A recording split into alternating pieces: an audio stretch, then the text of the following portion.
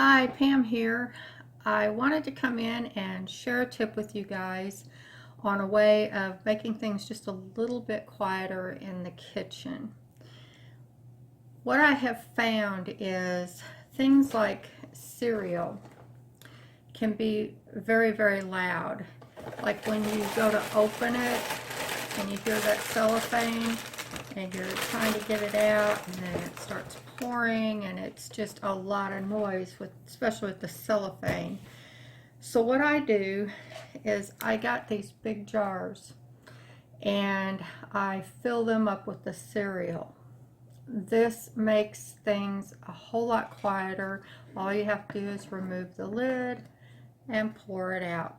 Now you've probably noticed that I've got rubber bands on my jars. This is another thing I do to help soften some of the noise that you can have in the house.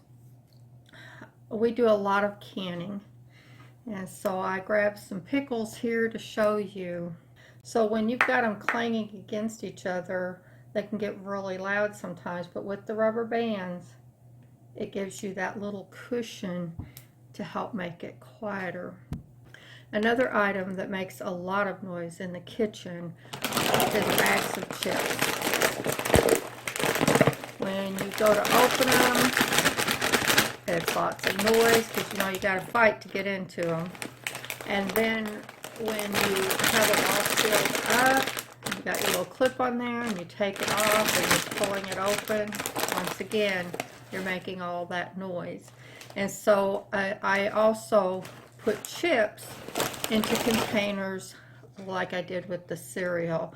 Maybe not a glass container. I have some plastic containers I've had forever, and I use those to put the chips in, and it has helped tremendously.